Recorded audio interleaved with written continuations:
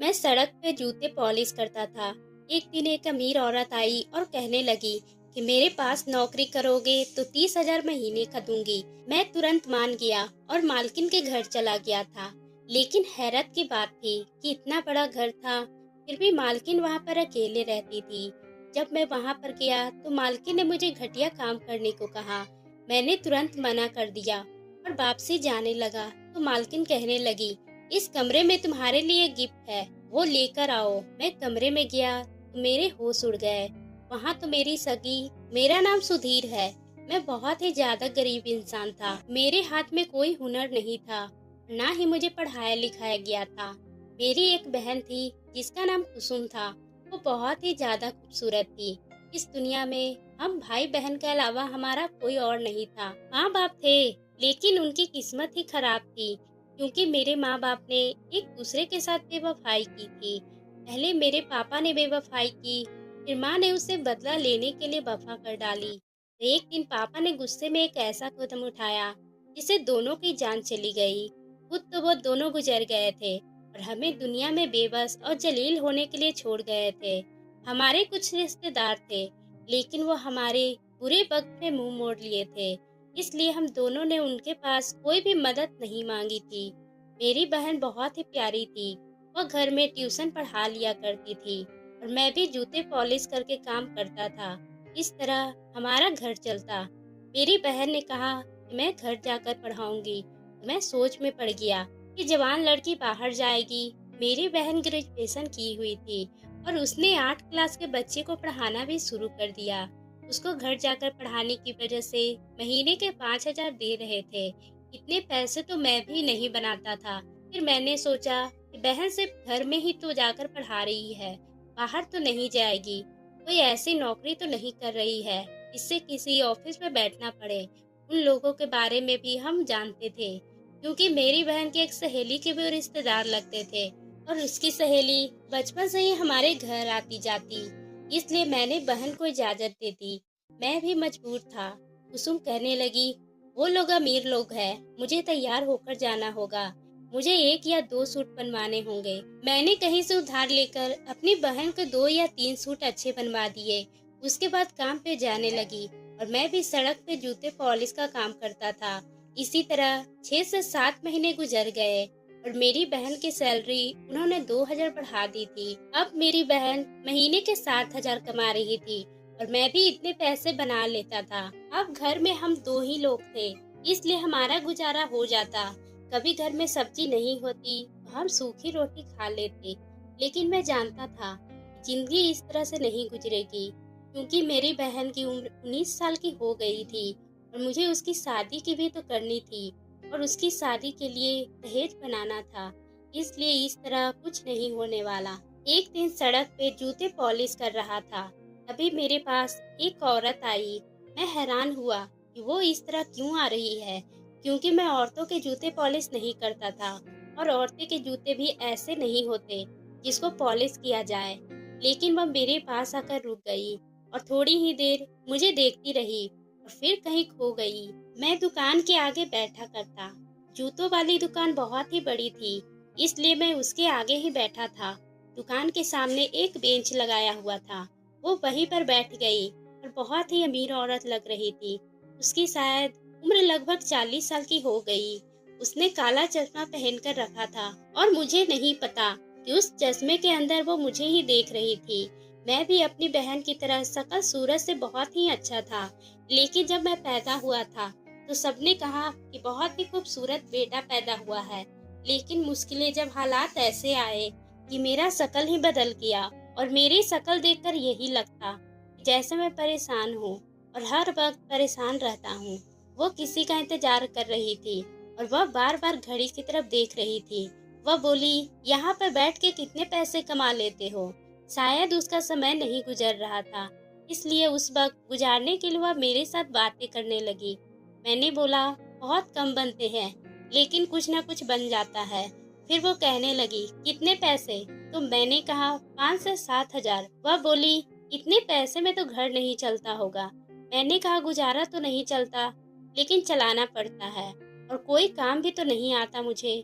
मैंने मजदूरी के बारे में सोचा था, लेकिन रोज दिहाड़ी नहीं बनती हमारे तरफ हजारों मजदूर इंतजार में बैठे होते हैं, वही बैठकर घर पर चले जाते हैं। उसने कहा, अच्छा अगर तुम इतने मजबूर हो, मैं तुम्हें काम देती हूँ, मेरे घर चलोगे, मेरे घर में काम करोगे? तो मैंने कहा, मैं किसी के घर में काम नहीं किया, मुझे तो कुछ मालूम भी नहीं। उसने कहा कि कुछ जानने की जरूरत नहीं है, इतना कोई खास काम भी नहीं है, लेकिन सैलरी बहुत ही अच्छी होगी। मैंने कहा, कितनी सैलरी होगी? उसने कहा कि 30,000। ये सुनकर मेरे हाथ से सामान गिर गया, मैं हैरान रह गया। मैंने कहा, आप 30,000 देंगे सिर्फ अपने घर के काम के लिए? जाहिर है। फिर मैंने सोचा, घर में क्या काम होना था? यहाँ तो उसने मुझसे सफाई करवानी थी, या फिर घर का ख्याल रखवाना था, या साग सब्जी लेने आना था। और इस काम के लिए इतनी सैलरी तो किसी अफसर को भी नहीं दी जाती। मैंने कहा, आप जरूर मजाक कर रही है, गरीबों का मजाक नहीं उड़ाना चाहिए। भगवान ने आपको सब कुछ दिया है, तो इसका मतलब यह नहीं कि आप हमारा मजाक बनाएं। वह बोली, मैं तुम्हारा मजाक नहीं बना रही, मैं सच में तुम्हें 30,000 महीने दूंगी, इसलिए ज्यादा दे रही हूँ ताकि तुम्हें भी कोई फायदा हो सके। मैं तुमसे काम कम करवाऊंगी, लेकिन सैलरी ज्यादा दूंगी, ताकि तुम्हारे लिए भी आसानी हो जाएगी। मेरी तरफ से कुछ दान भी हो जाएंगे, क्योंकि हम अमीर लोग, हमारी दुनिया तो संवर जाती है, इसलिए तुम्हें थोड़े काम के पैसे ज्यादा मिलेंगे और मुझे भी थोड़ा पुण्य मिल जाएगा कि मैं कोई अच्छा काम कर रही हूँ, और तुम्हारा भी काम हो जाएगा।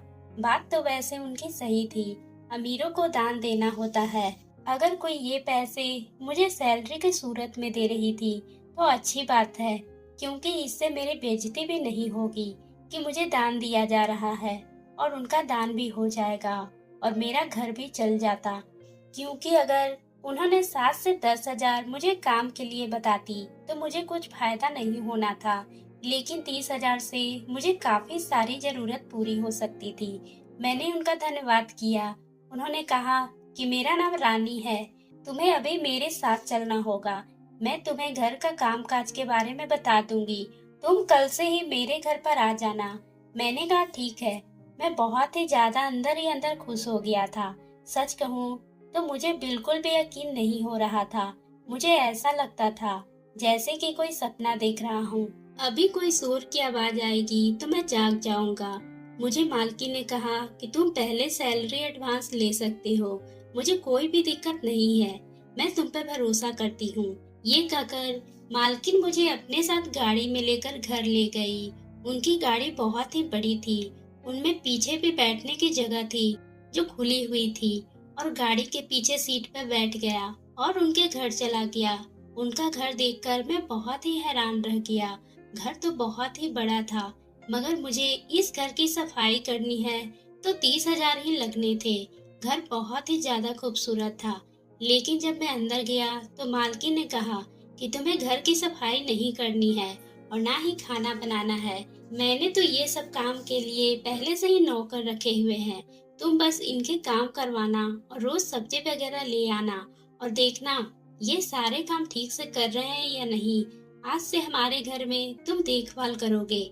मैं सोच रहा था, यह तो बहुत ही आसान काम है, यानी कि मुझे खुद को कोई काम नहीं करना है, बल्कि दूसरों से काम करवाना है। और रही बात सौदे और सब्जी का, तो कौन सा मुझे सर पे उठाकर लाना है।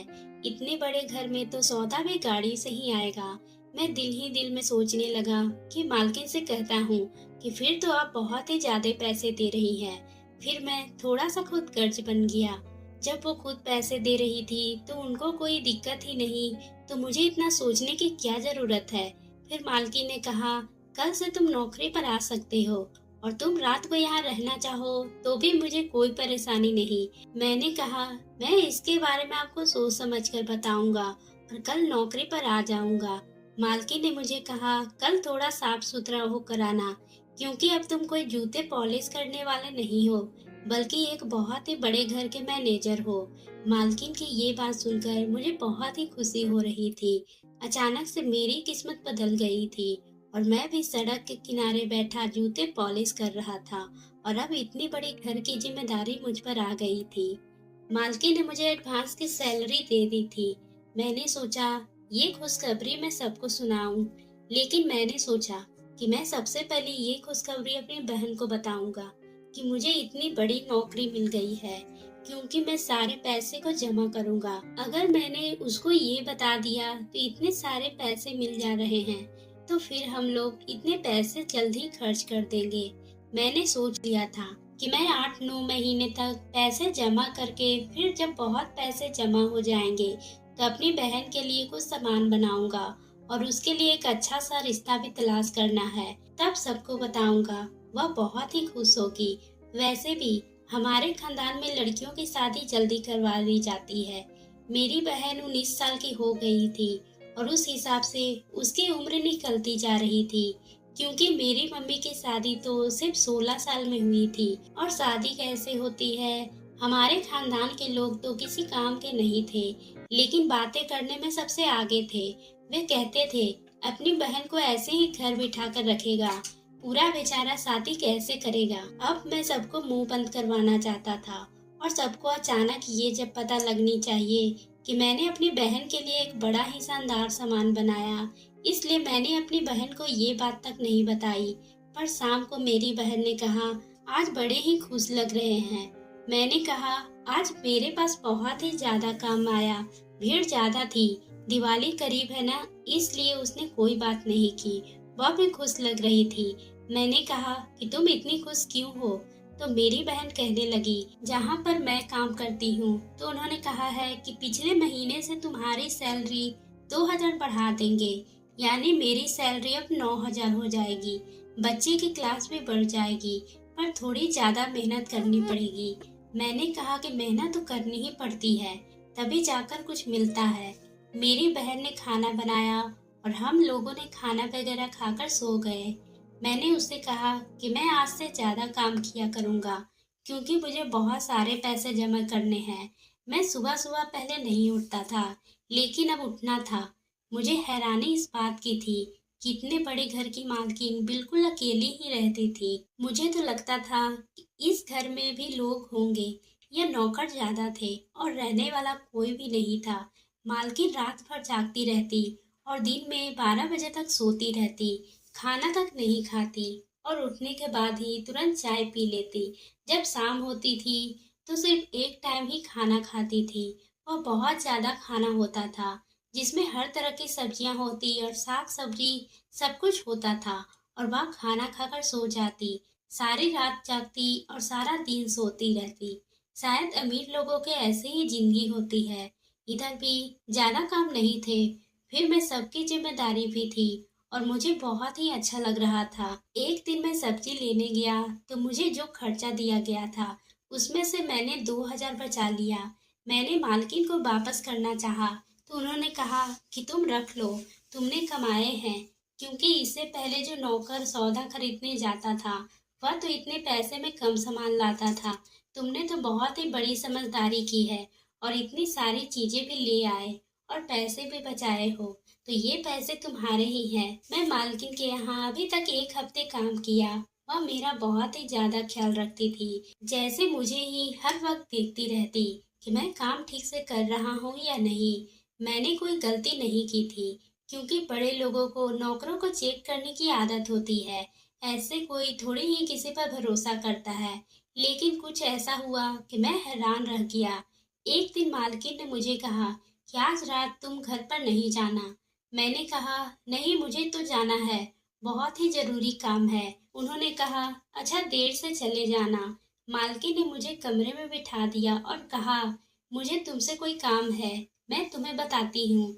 मैं उस कमरे में 2 घंटे तक उनका इंतजार कर रहा था, क्योंकि वो आ नहीं रही थी। मैं भी सोचने लगा, कौन सा काम हो सकता है, घर के सारे काम तो हो गए हों।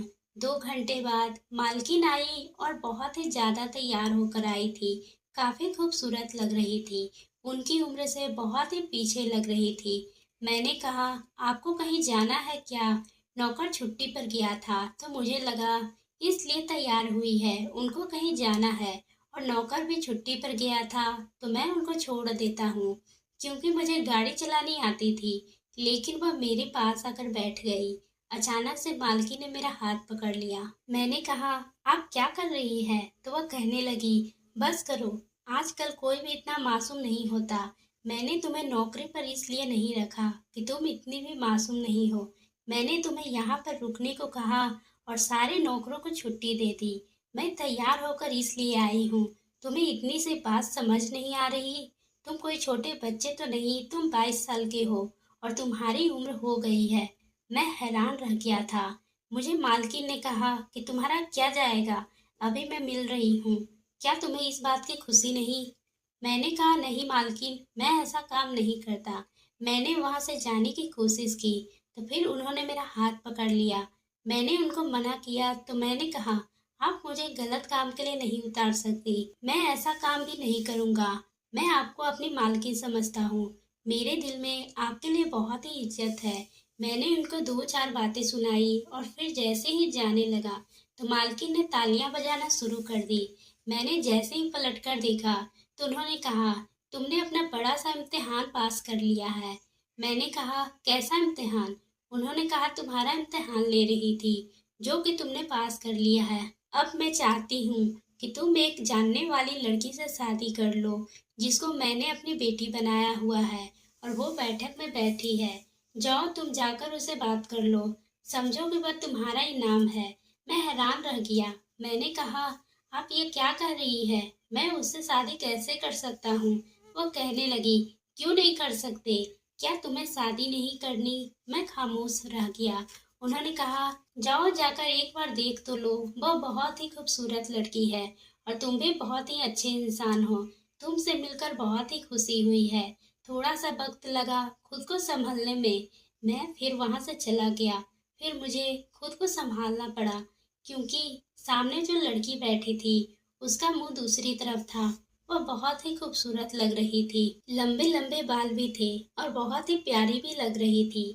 वह मेरी तरफ घूमी तो मेरी आंखें फटी की फटी रह गई क्योंकि वह तो मेरी ही बहन थी। मैं भी घबरा गया कि वह यहाँ पर क्या कर रही है। वह हम सब हैरान रह गए। फिर बाद में पता चला, जब मेरी बहन किसी के घर पढ़ाने जाती थी तो पास ही मालकिन का भी घर था। वो इसी मोहल्ले में पढ़ाती थी। उनकी उनके साथ काफी अच्छी दोस्ती थी। लेकिन उनके बच्चे को पढ़ाती थी वह मालकिन के बहन के बच्चे थे। और मेरी बहन ने मालकिन को बताया था कि मेरी माँ और मेरे बाप ने बेवफाई की है और एक दूसरे को धोखा दिया है। मालकिन ने कहा कि मुझे भी मेरे पति ने धोखा दिया था, इसलिए उन्होंने कहा कि मैं तुम्हारे लिए एक अच्छा सा लड़का तलाश करूंगी और ऐसा लड़का जो बेवफा नहीं होगा। हम उसको पहले चेक करेंगे, अच्छी नौकरी देंगे। इसलिए मुझे ज्यादा सैलरी दी। मुझे साफ सुथरा रहने को कहा। मालकिन ने मुझे चेक किया था। मैं ठीक निकला तो वह मेरी शादी के बारे में बात करे। लेकिन मालकिन को ये पता नहीं था कि वह मेरी बहन है। हम सब परेशान रह गए, एक दूसरे को नजरें चुराने लगे, काफी शर्मिंदगी भी हो गए। मैंने अपनी बहन से कहा, तुम यहाँ शादी लगवा रही थी और तुमने मुझे बताना जरूरी नहीं समझा। मेरी बहन ने कहा, आप यहाँ पर काम करते हो तो आपने भी तो मुझे नहीं बताया। तो मैंने कहा, मैं तुम्हारे लिए सामान के लिए पैसे जमा कर रहा था, तुम्हें सरप्राइज देना था।